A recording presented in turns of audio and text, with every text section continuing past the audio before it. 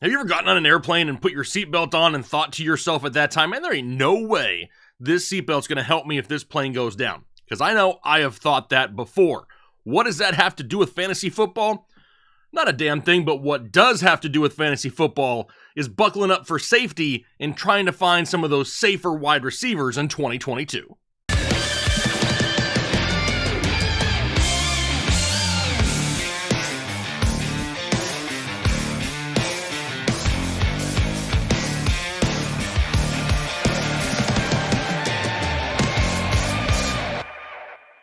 What is going on, Headliner Nation? Jake, Fantasy Headliners. Hopefully everybody's doing well out there today. We're going to try to attempt today to locate some safer wide receivers in 2022 fantasy football. Something I've been talking about here over the last week or so is really minimizing risk in fantasy football. I only like to take a risk once every 4 rounds, so that means I like to have a lot of solid core guys that I know I can count on every once in a while, and then we sprinkle in the risk, hope some of it hits, and really takes our team over the top. So the wide receiver position here, I think we can all agree, over the last few years has just exploded, right? A lot of young wide receivers coming in, a lot of wide receivers this offseason changing teams, quarterbacks changing teams. What's to make of all this? It's really going to change the overall landscape of the wide receiver position because we may not be able to predict as much stuff this year, maybe as we have in years past, just due to all that movement. But don't worry, we got a ton of advanced metrics to go through here today to try to find a few of those hidden gems. We all know we like Ja'Marr Chase and Cooper Kupp and some of those big names at the top, Justin Jefferson, but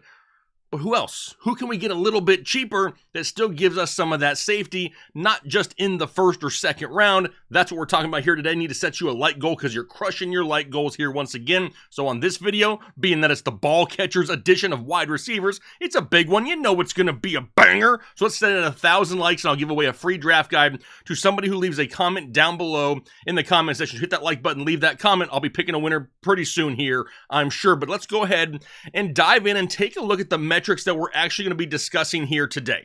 And the most important metric on this show has to be Manscaped.com. Listen, we're talking about ball catchers here today. That doesn't mean we want our own balls caught on things. So make sure you head over to Manscaped.com. Use code word headliners at checkout for 20% off and free shipping. There's a link down below in the description. But the other metrics we're going to be talking about here today are listed on the screen.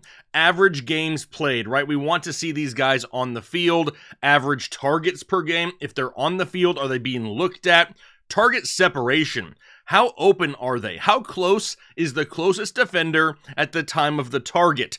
Catchable target rates, right? We want to make sure that the balls they're being delivered are actually catchable. We don't want a bunch of Daniel Jones overthrows counting against, targets going to these wide receivers when they had no chance at catching them. Drop rate, hold on to the damn ball. Yards after the catch per reception. Red zone targets per game, because we like them TDs over here. Fantasy points per target, right? When they get targets, we want to score points. We want them to translate into fantasy points. And then ADP, average draft position, because like I mentioned in the running back video, here as a society, we want as much as we can possibly get, and we want to pay the smallest price possible. Fantasy football, no different. So, like the running back episode, I could have just done a handful of guys, but we're trying to go deep. Really deep. So I went to the top 48 wide receivers. No rookies are included because they don't have any past data to really break down and analyze. We'll talk about them in a separate show. So here you see a list of the top 48 that are going to be compared in all of the metrics that I just listed. I will then score them 1 to 48 in each metric. We'll total it all up at the end, see who comes out on top. So let's kick it off here with average games played.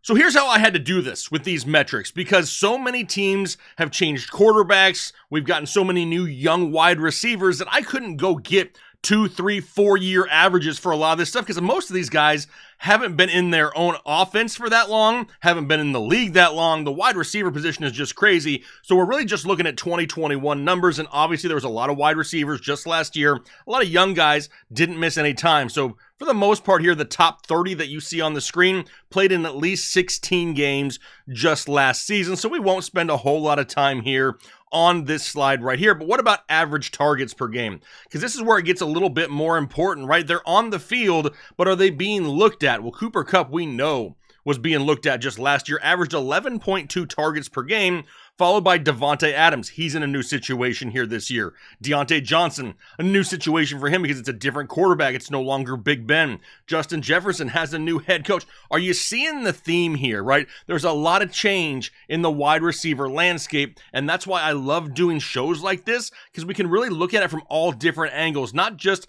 the overall team perspective, but the actual individual player as well. And they can take some of these talents to different organizations, can apply them to different quarterback situations, and that's where you can kind of find some of the consistency. So that's what this is all about here. Are there any surprises on this list? I mean, look how many points Mike Evans continues to score, only getting right around 7 targets per game. That number could definitely go up with Chris Godwin not 100%, no AB, no Gronk.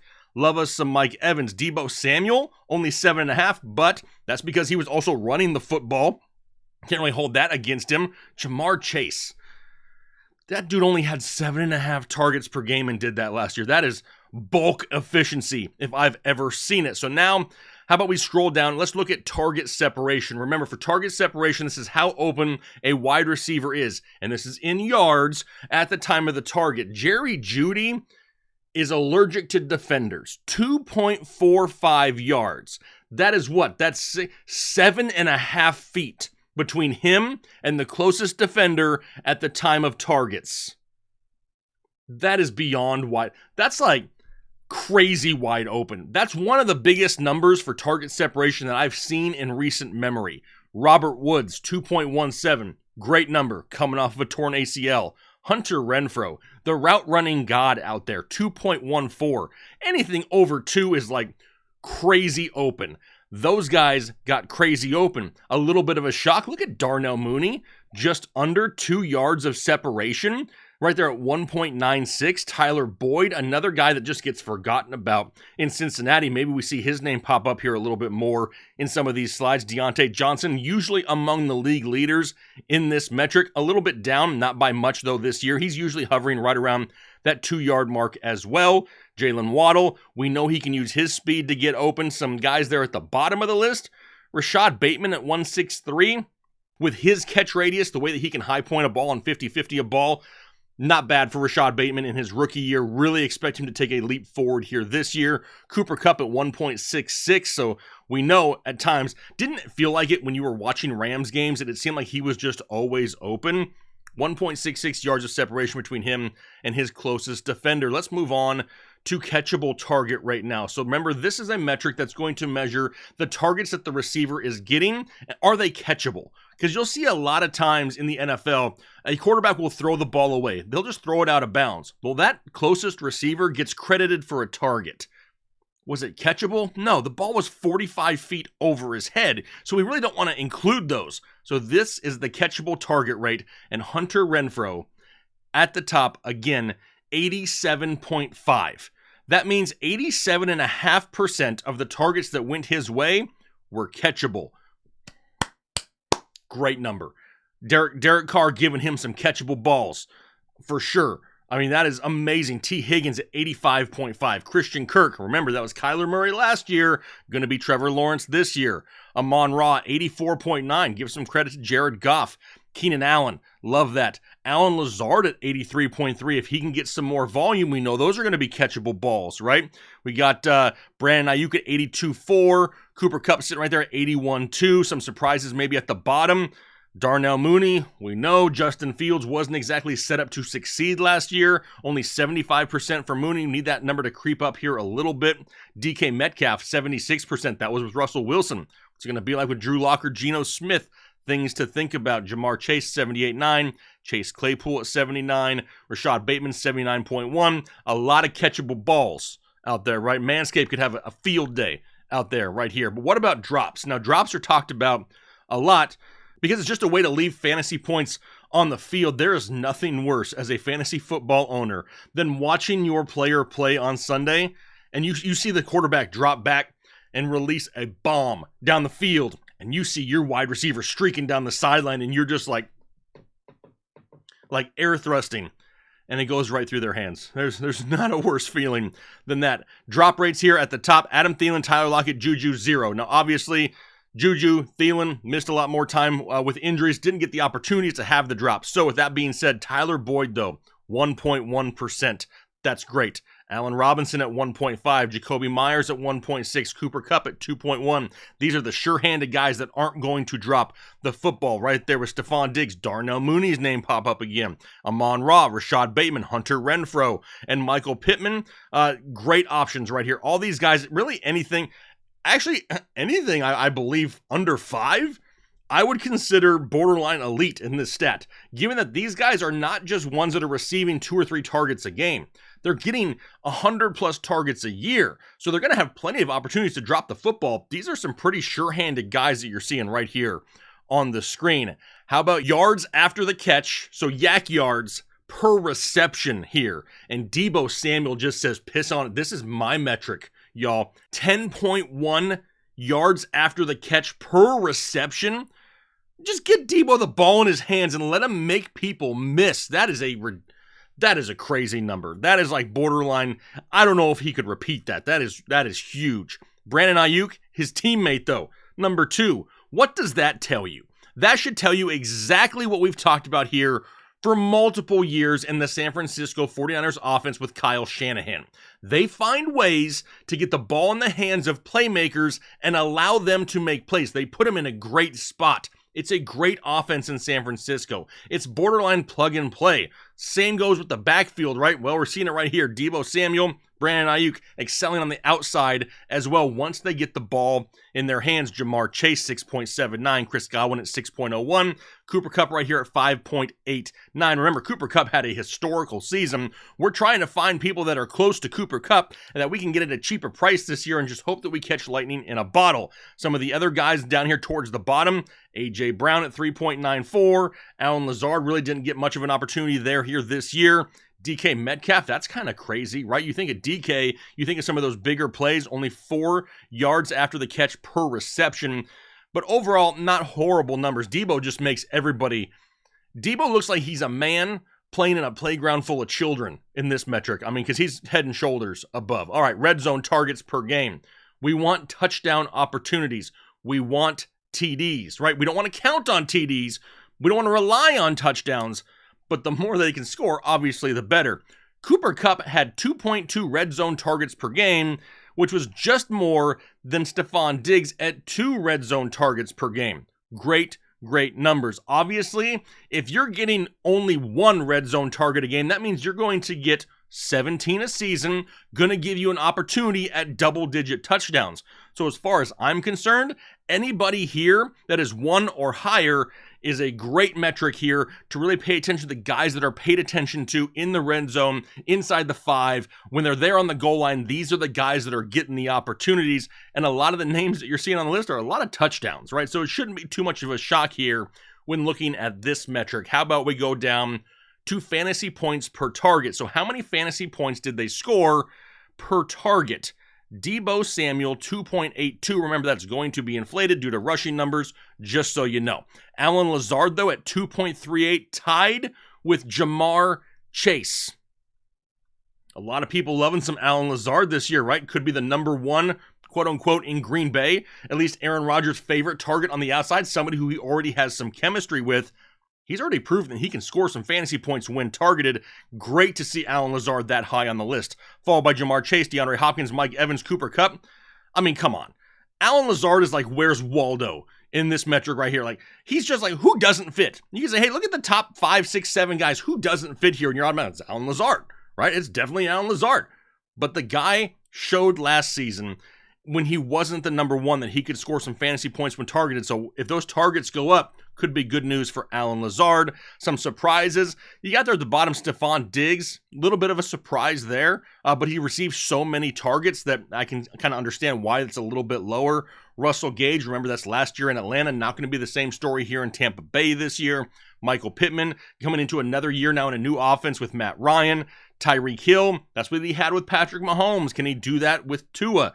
A lot of things changing here. And that's why we're looking at so many different metrics. So let's just end it here with ADP, average draft position. And who is the cheapest? Cheapest on top.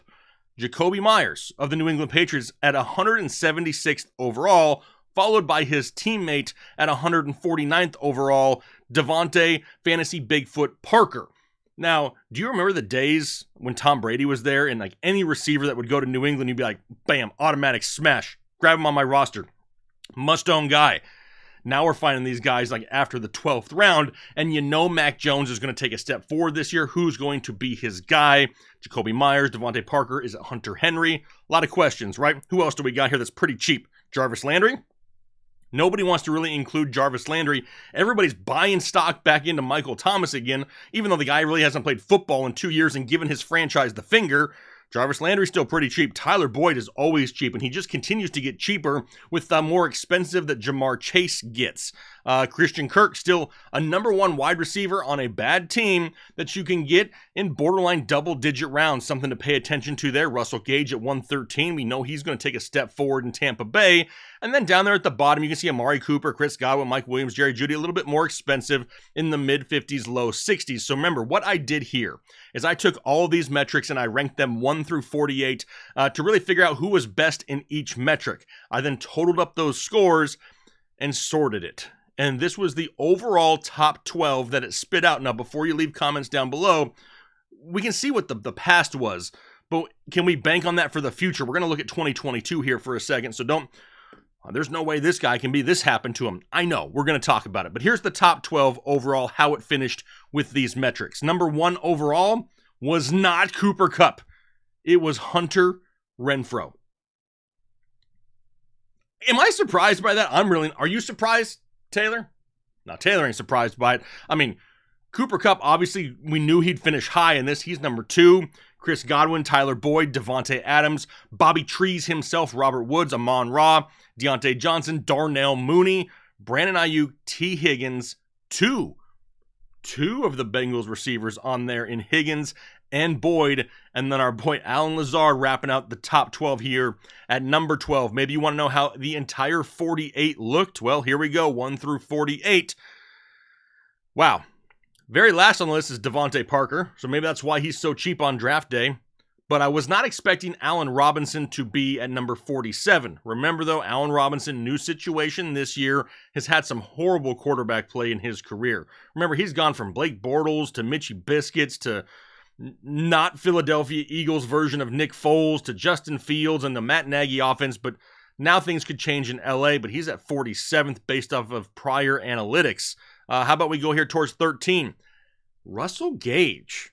Now, Russell Gage is somebody a lot of people have talked about this offseason and getting a better opportunity in Tampa Bay. He finished just outside the top 12 here. That makes my ears perk up a little bit. Same with Adam Thielen, Christian Kirk, Tyreek Hill in a new situation.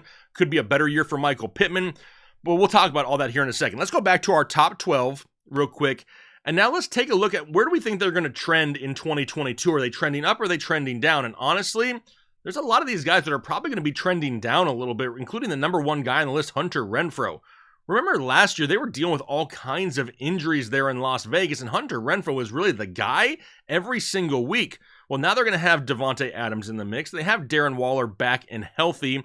Hunter Renfrow's probably going to lose a few targets. Does that mean he is undraftable? Absolutely freaking not. I still love Hunter Renfrow, and I'll take the discounted price tag. But I'd be, blinded by saying that his situation is not as good as it was just last year. Cooper Kupp, not much is changing for Cooper Kupp. Chris Godwin, definitely trending down, right? He's recovering from a torn ACL. Probably won't be 100% to start the season. May not be 100% till October-ish. Tyler Boyd, still the number 3 in Cincinnati. Not a whole lot changing there. Devontae Adams, I have trending down. But I really contemplated putting a sideways arrow here because he's still going to get the ball a ton. The difference is, you got to knock slightly going from Aaron Rodgers to Derek Carr. Now, remember, I'm a Derek Carr truther. I love Derek Carr. I think he's super underrated. But given the two situations, I just think we see a slight regression in touchdowns from Devontae Adams. So I'm going to trend him down ever so slightly. Bobby Trees, I have him trending up. And this is another one of those guys that I kind of contemplated because what do you do with Bobby Trees? I like the situation for him in Tennessee, especially with all the reports about Treylon Burks, and people want to basically say he's not going to have a career because he's got asthma, which I don't really buy too much into. But he's going to get volume in Tennessee with no A.J. Brown in the mix anymore. But he is coming off of a torn ACL. So He is also right there, borderline Amon-Ra. He's going to be sideways. Not a whole lot changes there for him. Jameson Williams, sure, he was drafted, but he may not be 100% starting the regular season.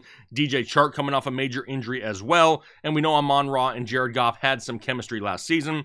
Deontay Johnson losing Big Ben. We know Big Ben would lock onto Deontay Johnson.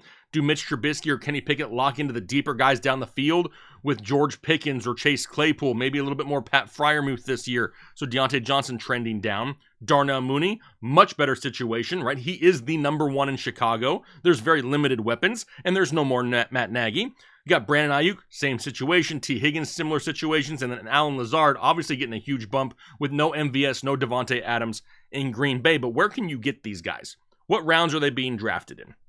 So let's break it down by round here real quick. First round, we obviously know Cooper Kupp, Devontae Adams. None of these guys in the second. And then we got T. Higgins in the third, Deontay in the fourth, Chris Godwin in the fifth, Amon-Ra in the sixth. In the seventh, we got Renfrow and Mooney. Love that value. Ninth, Woods and Ayuk. A little bit not sexy, right? I don't think anybody looks at Robert Woods and Brandon Ayuk and be like, that's sexy in round 9. It's not, but analytics say they could be safer options for you. And then the 10th, Tyler Boyd and Allen Lazard. And I absolutely love that. The 10th round for Tyler Boyd and Allen Lazard. And everybody's like, wow, that's like the third wheel in Cincinnati. Do I really care? Don't sleep on Tyler Boyd. For what he is on your roster, which is probably your wide receiver 4 or 5 when you draft, and the dude's going out there and getting 800 yards and a handful of touchdowns as is.